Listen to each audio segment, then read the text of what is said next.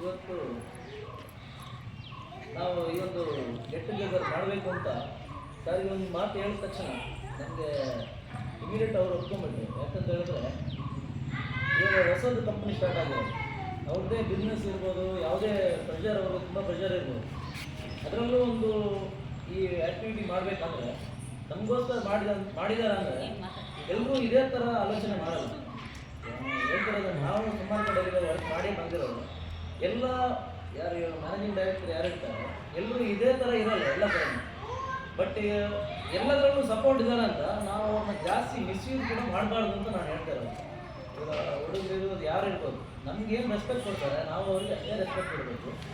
ಕೆಲಸದ ವಿಷಯದಲ್ಲೂ ಕೂಡ ಅಷ್ಟೇ. ಇವಾಗ ನಾವೇನು ಹೊಸದು ಏನಾದರೂ ವರ್ಕ್ ಸ್ಟಾರ್ಟ್ ಮಾಡಿದ್ದೀವಿ ಅಷ್ಟೇ, ನಮ್ಮ ಕಡೆಯಿಂದ ಏನಾಗುತ್ತೆ ಇವಾಗ ಸುಮಾರಷ್ಟು ವೆಹಿಕಲ್ ತರೋದಿರ್ಬೋದು, ಎಲ್ಲರೂ ಒಂದೊಂದು ಸ್ವಲ್ಪ ಅನಿಯನಿಸಿದ್ರೆ ಹಲ್ಲ ಅಂತ ಹೇಳ್ತಾರೆ. ಹಂಗೆ ಒಂದು ಎರಡು ಲೆಕ್ಕನೇ ಇರ್ಬೋದು, ಒಂದು ಇರ್ಬೋದು, ಎರಡು ಇರ್ಬೋದು, ಎಷ್ಟೋ ನಮ್ಮ ಕಡೆಯಿಂದ ಆಗುವಷ್ಟು ಗಾಡಿ ತಗೊಂಬಂದು ನಮ್ಮ ಕಡೆಯಿಂದ ಇಷ್ಟು ಒಂದು ಕಂಪ್ನಿ ಏನು ಇವಾಗ ಹೊಸದಾಗಿ ಸ್ಟಾರ್ಟಪ್ ಆಗ್ತದೆ, ಎಲ್ಲೂ ಕಂಪ್ನಿಗೆ ಸ್ವಲ್ಪ ಕಷ್ಟ ಅಂತ ಆಗಬಾರ್ದು. ನಮ್ಮ ಕಡೆಯಿಂದ ಎಷ್ಟಾಗುತ್ತೆ ಅಷ್ಟು ನಾವು ಮಾಡಬೇಕು. ಮತ್ತು ನೆಕ್ಸ್ಟ್ ಕೂಡ ಅಷ್ಟೇ, ಅವ್ರಿಗೆ ನಮ್ಮ ವರ್ಕ್ ನೋಡಿ ಇವಾಗ ಏನು ಇಷ್ಟು ಒಂದಿನ ಫುಲ್ಲು ನಾವೇನು ಎಂಜಾಯ್ ಮಾಡಿದ್ದೀವಿ. ಎಂಜಾಯ್ ಮಾಡೋದು ಭಾರಿ ಸುಲಭ, ಬಟ್ ಇದರ ಖರ್ಚು ನೋಡಿದರೆ ಅವ್ರಿಗೆ ಗೊತ್ತಿರುತ್ತೆ ಎಷ್ಟು ಖರ್ಚು ಇರುತ್ತೆ ಏನು ಅಂತ. ಅದನ್ನೆಲ್ಲ ನಾವು ನೆಕ್ಸ್ಟ್ ಕೆಲಸದ ಮೂಲಕ ಅವ್ರಿಗೆ ಒಂದು ಥ್ಯಾಂಕ್ಸ್ ಹೇಳಬೇಕು. ನೆಕ್ಸ್ಟ್ ನಾವೇನು ಮಾಡ್ತೀವಿ ಅದರಲ್ಲಿ ಅವ್ರು ಖುಷಿ ಪಟ್ಟು ನೆಕ್ಸ್ಟ್ ನಾವು ಇನ್ನೊಂದು ಪ್ರೋಗ್ರಾಮ್ ಮಾಡೋಣ ಅಂತ ಅವ್ರಿಗೆ ಮನಸ್ಸಾಗಬೇಕು. ಯಾಕಂದರೆ ಇವಾಗಲೂ ಅಷ್ಟೇ ನಾವು ಒಂದು ಗಾಡಿ ತರೋದು ತುಂಬ ಕಷ್ಟ ಇದೆ.